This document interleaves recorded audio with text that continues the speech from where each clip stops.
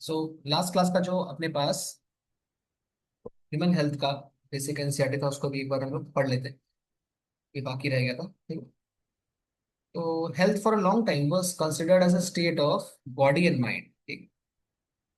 पुराने जमाने से ही हेल्थ के बारे में ये हम लोग मानते आए हैं कि हेल्थ बेसिकली क्या है, स्टेट ऑफ बॉडी है और माइंड है। बॉडी और माइंड दोनों का स्टेट है where there was a balance of certain humours, ठीक है। तो कुछ लिक्विड या कुछ फ्लूइड प्रेजेंट होते हैं बॉडी के अंदर, उसको ह्यूमर बोला जाता है, ऐसा मानते थे लोग, ठीक है। This is what early Greeks like Hippocrates as well as Indian Ayurveda system, जो ग्रीक सिस्टम ऑफ मेडिसिन और इंडियन सिस्टम जो आयुर्वेदा सिस्टम है, पुराने जमाने से ही ऐसा लोग मानते थे कि कुछ ह्यूमर्स होते हैं, कुछ लिक्विड होते हैं हमारी बॉडी के अंदर, जब तक वो बैलेंस रहते हैं ना तब तक हमें कोई डिजीज नहीं होती, ठीक है। तो it was the thought that the persons with black bile belong to hot personality. तो ऐसे लोग मानते थे उस वक्त की, जो जिन लोगों के अंदर ब्लैक बाइल नाम का एक ह्यूमर होता है। ये क्या है? एक ह्यूमर है। ह्यूमर अलग अलग टाइप का होता है, ब्लैक बाइल भी होता है, येलो बाइल भी होता है, ऐसा इनके ऐसे उनके अनुसार ऐसा होता है, अकॉर्डिंग टू दैट। रियलिटी में ऐसा नहीं होता है, ठीक है। तो ब्लैक बाइल नाम का अगर ह्यूमर किसी की बॉडी में अगर डिसबैलेंस हो जाए एंड वो ज्यादा हो जाए, ठीक है, तो ऐसे लोगों की पर्सनालिटी हॉट हो जाएगी। इसका मतलब ये होता है कि ऐसे लोग को ज्यादा गुस्सा आएगा और फीवर भी जल्दी आएगा, ठीक है। तो जैसे कि अभी हम लोग कॉमन लैंग्वेज में यूज करते हैं ये वर्ड की, अगर किसी का खून गर्म है तो उसको गुस्सा ज्यादा आता है, ऐसे बोलते हैं ना कि इसका खून गर्म है, उसको गुस्सा ज्यादा आता है। तो एज सच खून गर्म तो नहीं होता है, बट लोग पुराने जमाने में ऐसा मानते थे, तो आज भी हम लोग अपने बोलचाल की भाषा में ऐसे बोल देते हैं कि हाँ, खून गर्म है इसलिए गुस्सा अधिक आता है, ठीक। बट इन रियलिटी ऐसा कुछ नहीं होता है, ठीक है। तो this idea was arrived at by pure reflective thought. तो ऐसा बस सोचने का तरीका था, और ये थॉट्स के अकॉर्डिंग ही हम लोग सोच समझ के ऐसे लोग बोलते थे पहले, ठीक है। जब साइंटिफिकली इसको डिस्कार्ड किया गया, तो ये कैसे डिस्कार्ड हुआ, डिस्कार्ड करना उसको हम लोग कैसे डिस्प्रूव किए। तो क्या होता है कि अ, विलियम हार्वी आते हैं लगभग 125 साल के आसपास, आसपास मतलब आज से 100 साल पहले की बात होगी, 150 साल पहले के आसपास की बात होगी। ये लोग क्या करते हैं कि ये ब्लड सर्कुलेशन का डिस्कवरी कर, ठीक है, यूजिंग एक्सपेरिमेंटल मेथड। मतलब ये बताते हैं कि बॉडी के अंदर जो है ब्लड, वो कैसे सर्कुलेट करता है, ठीक है।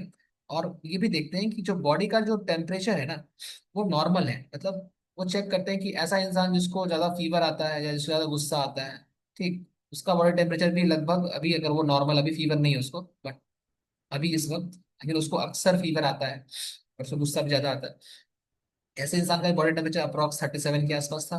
नॉर्मल जो बहुत शांत स्वभाव का आदमी है, ठीक है, और उसको फीवर कम आता है, उसका भी बॉडी टेम्परेचर कितना, 37 के आसपास था। तो मतलब विलियम हार्वी इस चीज से ये डिस्कवर करके प्रूफ, मतलब डिस्प्रूव कर देते हैं कि ब्लैक बाइल बोल के कुछ होता है। पुराने जमाने के लोग ये मानते थे कि ब्लैक बाइल अगर ज्यादा हो जाएगा तो फीवर आ जाएगा या गुस्सा होगा इंसान, ठीक है। तो ऐसा कुछ रियलिटी में नहीं होता है। तो वही लिखा था कि इस तरह से उन्होंने बॉडी टेम्परेचर मेजर करके डिस्प्रूव कर दिया गुड ह्यूमर हाइपोथेसिस को, ठीक है। और ये जो हाइपोथेसिस था, जो लोग बहुत सालों से मानते थे, अब इसको लोग कोई नहीं मानते, ठीक है। इन लेटर ईयर्स बायोलॉजी स्टेटेड, आगे चलकर और भी डेवलपमेंट बायोलॉजी के ब्रांच में हुआ, तो मालूम पड़ा कि जो माइंड है हमारा, वो इन्फ्लुएंस करता है थ्रू न्यूरल सिस्टम। मतलब हमारा जो माइंड है, जो हमारा ब्रेन है, सोचने का तरीका है, वो नर्वस सिस्टम की हेल्प से और एंडोक्राइन सिस्टम की हेल्प से हमारे इम्यून सिस्टम को इन्फ्लुएंस करता है। जैसे कि अगर कोई बहुत स्ट्रेस में है तो उसका जो इम्यून सिस्टम है वो भी डिस्टर्ब होगा, ठीक है। अगर बहुत स्ट्रेस में कोई जी रहा है तो उसका इम्यून सिस्टम डिस्टर्ब होगा, साथ ही साथ उसका हेल्थ भी डिस्टर्ब होगा, है ना। तो ऐसा होता है। Hence mind and mental state can affect our health, ये लाइन देखो, ठीक है। तो माइंड एंड मेंटल हेल्थ दोनों ही हमारे हेल्थ के साथ डायरेक्टली लिंक्ड है, ठीक है। Of course health is affected by, apart from that, health को अफेक्ट करने वाले और भी कुछ रीजंस हैं, जैसे जैसे जेनेटिक डिसऑर्डर्स हो सकते हैं, ठीक। जेनेटिक डिसऑर्डर मतलब जो जीन्स के अंदर चेंजेस हो गए हैं, उनको जेनेटिक डिसऑर्डर्स कहते हैं। Like deficiency with which a child is born and deficiencies defects which the child inherits. मतलब हो सकता है कि बच्चे को जन्म से ही कुछ बीमारी हो, ठीक है, और उसको अपने पेरेंट्स से ये बीमारी मिली, तो वो पेरेंट्स में अंदर वो बीमारी हो एंड वो बीमारी ट्रांसफर हो गई हो बच्चे के अंदर। तो आपने जेनेटिक्स पढ़ लिया है, वहां पे आपने पढ़ा होगा डिफरेंट टाइप के सिंड्रोम्स होते हैं, ठीक है, जैसे कि जेनेटिक डिसऑर्डर है टर्नर सिंड्रोम, डाउन सिंड्रोम, ठीक है। या ऐसे भी कलर ब्लाइंडनेस हो सकता है, एल्बिनिज्म हो सकता है, अलग अलग टाइप की बीमारियां हैं, सब जेनेटिक डिसऑर्डर्स।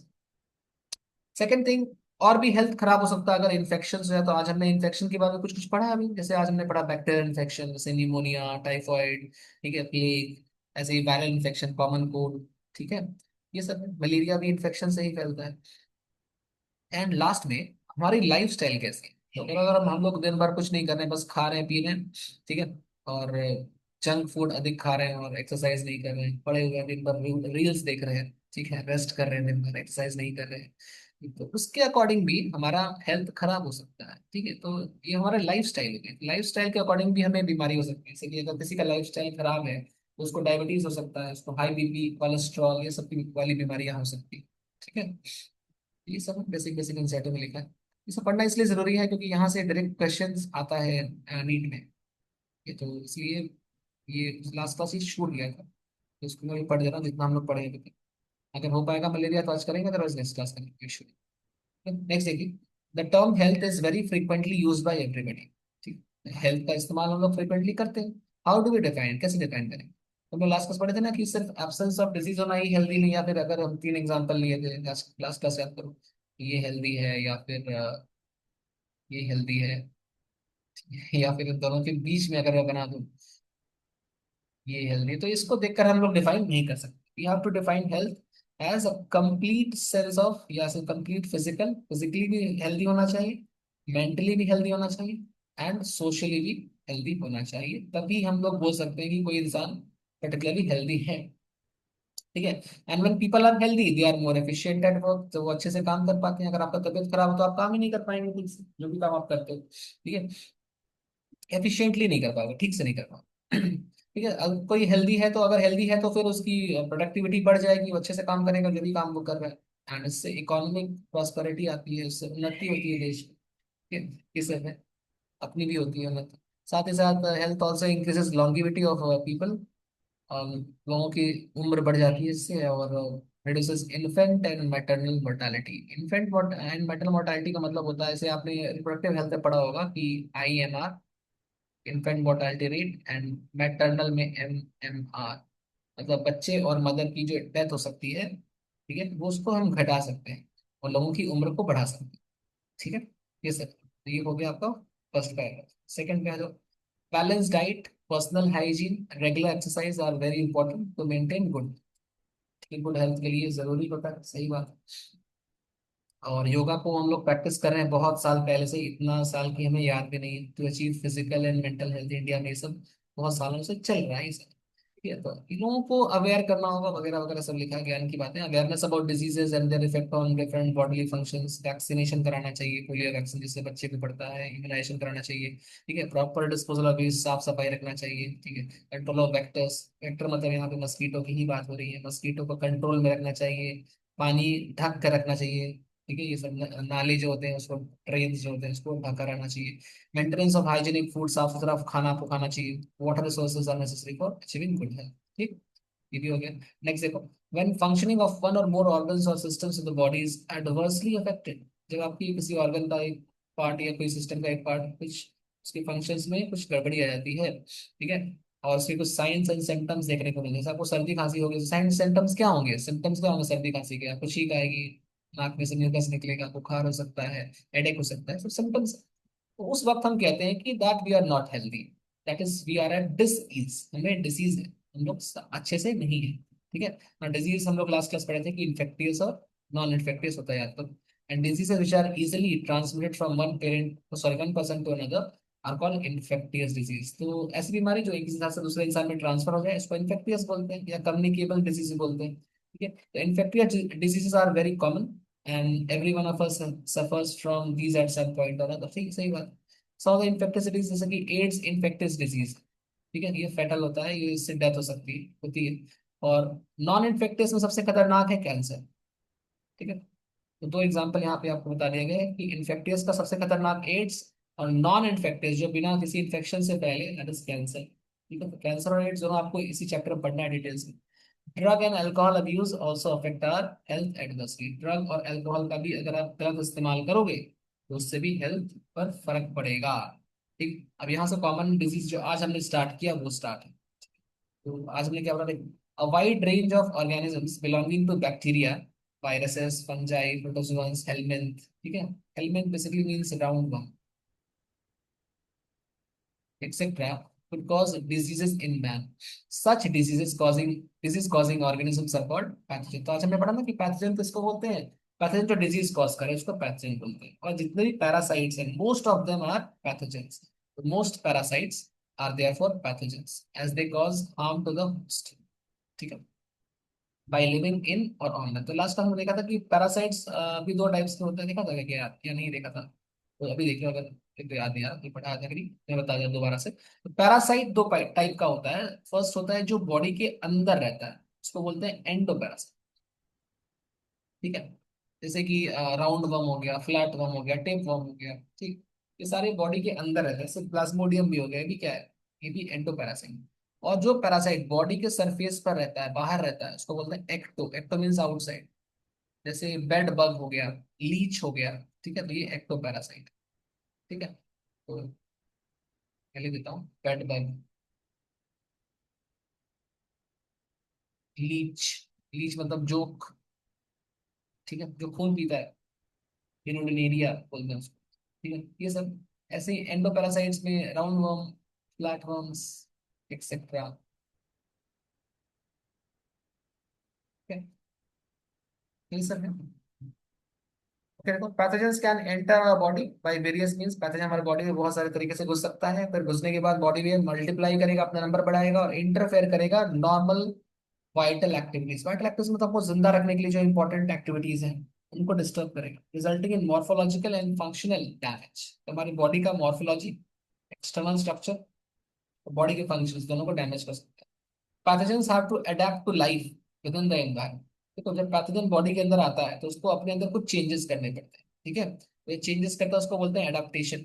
ठीक, जैसे कि for example pathogens that enter the gut must know a way to survive in the stomach at low pH. देखो, हमारे गट के अंदर या हमारे स्टमक के अंदर जो पीएच होता है वो अराउंड 1.5 टू 2 के आसपास होता है। हाईली एसिडिक पीएच है ये। ठीक है, इसमें एचसीएल सिक्रीशन होता है, बिकॉज ऑफ एचसीएल ऐसा है। एचसीएल की वजह से बहुत सारे बैक्टीरिया मर जाते हैं, लेकिन कुछ कुछ खतरनाक बैक्टीरिया होते हैं जो इस टेम्परेचर, इस पीएच पे भी सरवाइव कर जाते हैं। ठीक है, वही है, resulting the various digestive enzymes. ठीक है, resisting the various digestive enzyme, मतलब यहाँ पे से कि एंजाइम्स भी होते हैं। जैसे मैं एग्जांपल दूं, पेप्सिन नाम सुना होगा। ठीक है, pepsin high acidic, highly acidic pH पे काम करता है। ठीक है, वर्क्स एट एसिडिक पीएच।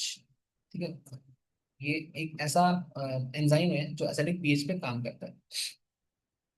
यही है। A few representative members of from different groups of pathogenic organisms are discussed here। यहाँ पे कुछ एग्जांपल दिया है, फटाफट आता है। चलो, फर्स्ट नंबर जो यहाँ पे आता है आपके पास वो है सैल्मोनेला टाइफाई। ठीक है, तो आज हमने इसको देखा था, नंबर नंबर 1, बैक्टीरियल डिजीज है ये। ठीक है, ये एक बैक्टीरिया है, पैथोजेनिक बैक्टीरिया। और ये क्या करता है? टाइफाइड डिजीज करता है। ठीक है, these pathogens generally enter the small intestine. Main organ कौन सा अफेक्टेड होता है? Small intestine. कैसे आता है? ये कॉन्टामिनेटेड फूड एंड वाटर के थ्रू आता है। ये गंदा खाना या गंदा पानी। And migrate to other organs through blood. फिर ये बॉडी के अलग अलग पार्ट्स में जा सकता है। सस्टेन्ड हाई फीवर, लगातार हाई फीवर मिलेगा आपको 39 से 40 डिग्री सेल्सियस तक। बॉडी वीक हो जाएगी, स्टमक पेन होगा, कॉन्स्टिपेशन, कब्ज हो सकता है, headache and loss of appetite, भूख नहीं लगेगी। ये सब कुछ कॉमन सिम्टम्स है, सब हमने आज देखा। इसके अलावा सीवियर केसेस में इंटेस्टिनल परफोरेशन भी हो सकता है, डेथ भी हो सकती है, बट रेयरली ऐसा होता है। ठीक है, next, typhoid fever could be confirmed by Widal test. Next page पर आइए। ठीक है, ये याद रखना कि इसका टेस्ट का क्या नाम है? Widal test. वाइडल टेस्ट नहीं पढ़ना, विडाल टेस्ट। ठीक है, विडाल टेस्ट, वी, मैं हिंदी लिखता हूँ, विडाल। ठीक है, विडाल टेस्ट। आगे देखो, the classic case in medicine, जो टाइफाइड मेरी है, दैट ऑफ मेरी मेलोन। ये मेरी ठीक है, निकनेम टाइफाइड मेरी is worth mentioning here. She was a cook by profession and was a typhoid carrier who continued to spread typhoid for several years through the food she prepared। ये याद रखना। तो ये हो गया टाइफाइड का कहानी का तरह। सब डाउट है एनसीईआरटी की रीडिंग में किसी को भी कुछ भी? चलो ठीक है, देखो, होगा तो बोलना। सेकंड पे आ रहा हूँ। सेकंड नंबर बीमारी का क्या नाम है? निमोनिया। निमोनिया का पॉजिटिव एजेंट है स्ट्रेप्टोकोकस निमोनी, या फिर एक और है हीमोफिलस इन्फ्लुएंजा। ठीक है, are responsible for the disease pneumonia in humans which infects the alveoli. ठीक है, एल्वेलाई को अफेक्ट करता है। और एयर फिल्ड सैक्स में हवा भरती है, गैसेस एक्सचेंज होता है, उसमें म्यूकस भर जाता है। ठीक है, as result of infection alveoli get filled with fluid, mucus भर जाएगा, leading to severe problems in respiration. ठीक है, क्या प्रॉब्लम होती है? देखो, फीवर होता है उस वक्त, चिल्स ठंड लगती है, कफ होता है, ठीक है, बॉडी कांपती है, हेडेक होता है, ये सब होता है। In severe cases lips and finger nails में turn grey to bluish in colour. ठीक। अ हेल्दी पर्सन एक्वायर्स कैसे, इसका मोड ऑफ एक्शन क्या होगा? देखो कैसे फैलेगा, सॉरी, मोड ऑफ इन्फेक्शन क्या होगा? तो acquires the infection by inhaling the droplet, droplet infection या एरोसॉल इन्फेक्शन। कोई इंसान छींक रहा है, एग्जांपल दिए थे आज तक, उसके उसके थ्रू ये डायरेक्टली फैल सकता है। ठीक है, और इवन बाय शेयरिंग, इनडायरेक्टली भी हो सकता है, तो ये इनडायरेक्टली फैल रहा है, ये इनडायरेक्टली हो रहा है, और ये डायरेक्टली हो रहा है। ठीक है, यूटेंसिल से ही फैल सकता है, पेन से ही फैल सकता है, बहुत सारी चीजों से फैल सकता है। इतना ही आपकी एनसीईआरटी में दिया है दो बीमारी के बारे में। कौन कौन सी बीमारी दिया है आपको? टाइफाइड और निमोनिया। इसके बाद इन्होंने डिजेंट्री, प्लेग एंड डिप्थीरिया को एक बार में उड़ा दिया है। ठीक है, आज some of the other bacterial disease. तो आपको बस इतना याद रखना है कि ये जो तीनों है ना, dysentery, plague and diphtheria, these are bacterial diseases. But हमने नोट्स में कुछ एक्स्ट्रा लिख रखा है कि इसका पॉजिटिव एजेंट क्या है, इतना भी लिखा था थोड़ा। तो अगर आप चाहो तो डिजेंट्री का पॉजिटिव एजेंट जैसे शिगेला है, प्लेग का है yersinia pestis, diphtheria corynebacterium diphtheriae, ये इतना याद कर सकते हैं। ठीक है, इतना याद कर लीजिएगा। चलिए आगे बढ़ जाइए। अब आता है वायरल डिजीजेस। तो वायरल डिजीज के अंदर में देखो, वायरल यहाँ से स्टार्ट है, बैक्टीरियल खत्म हो गया, बैक्टीरियल में 5 डिजीज हो गए। अब वायरल में देखो एक ही डिजीज पढ़ना है, इसका नाम है कॉमन कोल्ड। ठीक है, तो ये कौन सा वायरस से होता है? Rhino virus. अच्छा, कॉमन कोल्ड का एक और नाम राइनाइटिस भी है, because it is caused by common cold, sorry, it's caused by rhino virus. तो राइनो वायरस वर्ड से, राइनो वर्ड से क्या नाम आ गया? राइनाइटिस। ठीक है, the represent one such group of viruses which cause one of the most infectious human element, human बीमारी जो परेशान करती है हमें, उसका नाम है कॉमन कोल्ड। ठीक है, दे इन्फेक्ट द नोज। कहाँ इन्फेक्ट करता है? लंग्स को अटैक नहीं करता, ये नोज को और अपर रेस्पिरेटरी ट्रैक्ट, या जो अपना रेस्पिरेटरी पैसेज है, नाक का जो रास्ता है, ठीक है, और नाक के आगे जो फेरिंग्स वाला हिस्सा है, वहां पर अफेक्ट करता है, लेकिन लंग्स को अटैक नहीं करता। नॉट द लंग्स, ये इंपॉर्टेंट है। निमोनिया लंग्स को अटैक करता है। Common cold is characterize by nasal congestion, नाक जैम हो जाएगा। सबको पता ही क्या क्या होता है, नाक से पानी निकल सकता है, डिस्चार्ज हो सकता है, सोर थ्रोट हो सकता है, होर्सनेस, गला भारी, गला फट सकता है, कफ हो सकता है, हेडेक हो सकता है, टायर्डनेस, ये सब हो सकता है। और ये 3 से 7 दिन तक चलता है, फिर खुद ब खुद ठीक हो सकता है। ये सब है। ड्रॉपलेट्स रिजल्टिंग फ्रॉम कफ और sneezes of an infected person are either inhaled directly, देखो तो ये भी डायरेक्टली और इनडायरेक्टली ट्रांसमिटेड हो जाएगा। ठीक है, ऑब्जेक्ट्स के थ्रू इनडायरेक्टली भी हो सकता है, जैसे निमोनिया हो रहा था, सेम। ठीक है, जैसे pen, book, cup, door knobs, computer keyboards और माउस, यानी कोई भी आर्टिकल जो हम रेगुलर लाइफ में यूज करते हैं, उससे ट्रांसफर हो सकता है। ठीक है, ये था, ये हो गया वायरस का खत्म। अब उसके बाद यहाँ से मलेरिया का स्टार्ट। ठीक है, देखो मलेरिया का जहाँ तक हम लोग पढ़े हैं वहां तक हम लोग एनसीईआरटी रीडिंग कर लेते हैं, मेरे को नहीं लगता आज स्टार्ट करना सही होगा, क्योंकि मलेरिया लंबा जाता है, हाफ एन आवर से ऊपर लग जाएगा, तो नेक्स्ट क्लास करते हैं। ठीक है, बट जितना हमें पढ़ाया उतना एटलीस्ट मैं पढ़ा देता हूँ, सुनो ध्यान से। Some of the human diseases are caused by protozoans too, तो तीसरा कैटेगरी आ गया, बैक्टीरिया हो गया, वायरस हो गया, थर्ड इज प्रोटोजोअन्स। ठीक है, तो प्रोटोजोअन डिजीज में मलेरिया का नाम आ गया, disease man has been fighting since many years. ठीक है, क्या है? प्लाज्मोडियम, टाइनी प्रोटोजोन, छोटा सा प्रोटोजोआ है, responsible for this disease, positive agent है इसका। डिफरेंट स्पीशीज ऑफ प्लाज्मोडियम, जैसे कौन कौन? Plasmodium vivax, Plasmodium malaria. देखो मैं ये बोला था, इसकी स्पेलिंग में यहाँ ई होगा बट मिसिंग है, तो एनसेटिव में रॉन्ग लिखा है, लास्ट में ई भी लिखते हैं, बट नहीं लिखा, कोई बात नहीं। और क्या देखो, प्लाज्मोडियम फैल्सिफेरम, ये 3 टाइप का स्पीशीज है। ठीक है, एक और होता है प्लाज्मोडियम ओवेल भी होता है, बट वो लिखा नहीं है, कोई नहीं। ये तीनों मिल करके मतलब अलग अलग टाइप के डिफरेंट टाइप्स ऑफ मलेरिया करते हैं। इसमें से देखो लोग पढ़े थे ना, वाइवेक्स से एक मलेरिया और था, देखो इस देखो ये रहा, मैं आपको दिखा रहा हूँ। ये हम्म, ये देखो। तो वाइवेक्स जो है वो उससे हो रहा है benign tertian malaria, Plasmodium malariae से हो रहा है क्वार्टन मलेरिया, एंड जो फैल्सिपरम है उससे हो रहा है बेलिग्नेंट मलेरिया। ठीक है, तो ये डिफरेंट टाइप्स ऑफ मलेरिया, आपको नाम याद कर लेना किससे क्या हो रहा है। वापस आगे। इसमें जो मैलिग्नेंट मलेरिया है caused by Plasmodium falciparum, ये लिखा है, it is the most serious one and it can even be fatal, इससे डेथ भी हो सकती है। ठीक है। अब यहाँ पे life cycle start. Life cycle के लिए थोड़ा सा मैं शॉर्ट में बता देता हूँ, नेक्स्ट क्लास में इसको डिटेल में समझाऊंगा। 5 मिनट सुन लो ढंग से, फिर इसको समझते हैं नेक्स्ट क्लास में, काफी लंबा है। एक एक अगले पेज पर एनसीईआरटी एक डायग्राम बना है, जो है यहाँ पर, ये हाँ। देखो ध्यान से। तो ये ना एक साइकिल फॉर्म में दिया हुआ है, इसको आप कहीं से भी स्टार्ट कर सकते हो। लेट सपोज मैं यहाँ से इसको नंबर 1 बोल दे रहा हूँ, सीक्वेंस इसको नंबर 1 मैंने यहाँ पर, एक मच्छर आता है और एक इंसान को काटता है। ठीक है, तो ये मच्छर जो है ये इंसान को यहाँ पर बाइट कर, जब ये बाइट करता है ना, तो बाइट के साथ कुछ स्पोरोजोइट्स को रिलीज करता है। इनका कुछ, इनका नाम होता है प्लाज्मोडियम का बचपन वाला स्टेज है, ये प्लाज्मोडियम ही है। एक्चुअली में इसको बोलते हैं स्पोरोजोइट। ठीक है, ये इसका इन्फेक्टिव स्टेज होता है स्पोरोजोइट, ये प्लाज्मोडियम का बचपन है। ठीक है, तो अभी शॉर्ट में सुन लो, डिटेल्स में नेक्स्ट बार बताएंगे। ये प्लाज्मोडियम जो एंटर करता है ब्लड के अंदर, ये काटा ना तो मच्छर के पेट से ये सैलिवरी ग्लैंड में आता है, सैलिवरी ग्लैंड से ये हमारे बॉडी में घुस जाता है, एंड देन फ्रॉम देयर ये मूव करते हुए पहुंच जाता है इंसान के लिवर के अंदर। ठीक है, तो ये लिवर में चला जाता है, लिवर में स्पोरोजोइट्स वहां पे डिवाइड करता है बाई ए सेक्शुअल रिप्रोडक्शन। ठीक है, सेकंड स्टेप पे देखिए यहाँ पर लिखा है, ये पैरासाइट रिप्रोड्यूसेस एसेक्सुअली। ठीक है, एसेक्सुअली मतलब यहाँ पे कोई गैमेट नहीं बन रहा। ठीक है, फिजन कर रहा है एक्चुअली, एक्चुअली में ये फिजन कर, फिजन तो पढ़े हो गए आपको। फिजन मतलब विदाउट गैमेट फॉर्मेशन, अगर बॉडी डिवाइड कर जाए, सेल डिवाइड कर जाए। ठीक है, तो यहाँ पर सेल डिवीजन हो रहा है एंड ये लिवर सेल्स के अंदर होता है, एंड इससे लिवर सेल्स बर्स्ट हो जाते हैं, bursting the cell, liver cell burst हो जाता है और ये ब्लड में आता है। ठीक है, अब ये नेक्स्ट जाएगा ब्लड में, ब्लड में जाकर ये फिर से खाए पिएगा, ब्लड को भी खाए पिएगा। ठीक है, और ब्लड को भी बर्स्ट करके निकल जाएगा, ये ब्लड सेल है, आरबीसी।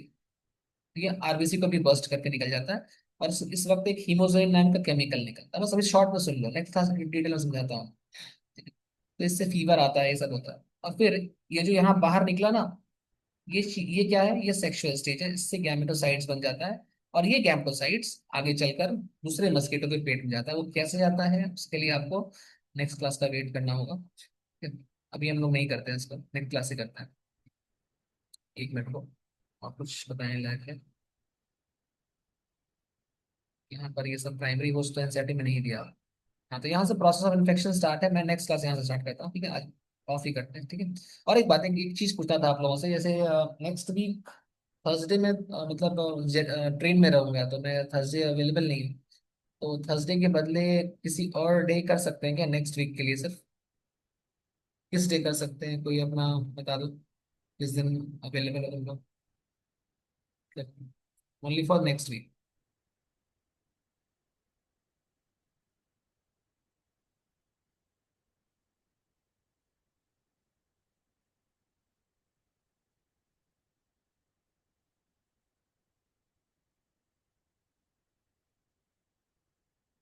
मैसेज में बता दो, थर्सडे को छोड़कर नेक्स्ट वीक थर्सडे, संडे या सैटरडे हो सकता है क्या? इस नहीं, नेक्स्ट वाले मीन्स इंडिपेंडेंस डे के बाद वाले, क्योंकि मैं उस वक्त मतलब रूम पे नहीं रहूंगा, मैं ट्रेन में रहूंगा, ट्रेन में क्लास नहीं ले पाऊंगा मैं।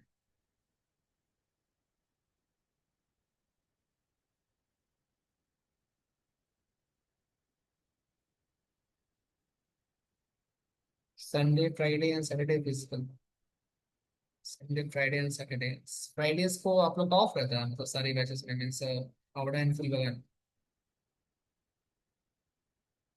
ठीक है, देखते हैं, तब मैं शेड्यूल कर दूंगा, अगर किसी को इश्यू होगा तो मुझे बता देना।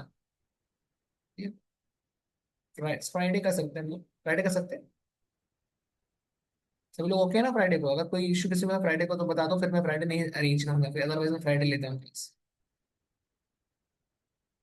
ठीक है, तो नेक्स्ट फ्राइडे मिलते हैं। ठीक है, थर्सडे को नहीं करते, फ्राइडे को करते हैं, फ्राइडे फ्राइडे को मलेरिया से स्टार्ट करेंगे। ठीक है, चलो आज के इतना ही रखते हैं, मिलते हैं नेक्स्ट क्लास, प्लीज पढ़ लीजिएगा, मैं नोट्स शेयर कर देता हूँ।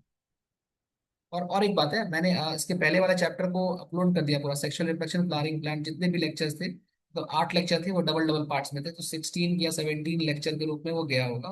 टोटल नोट्स ऑलरेडी शेयर्ड है आपके टेलीग्राम पे, एंड जो अभी गया है, लाइक जो जितने सारे वीडियोस थे सारे मैंने अपलोड कर दिए, प्लेलिस्ट मैंने शेयर कर दिया है, तो वो पूरा जिसको देखना है वो देख सकता है, अगर कोई डाउट होगा तो टेलीग्राम पे कर सकते हो।